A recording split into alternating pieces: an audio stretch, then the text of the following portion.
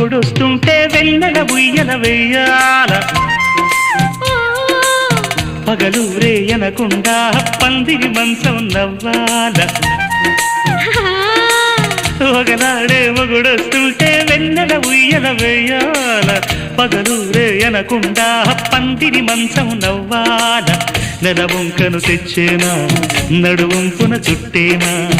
ఒడిలోనే పడవల్లే సుడులేసుకు తిరిగేనా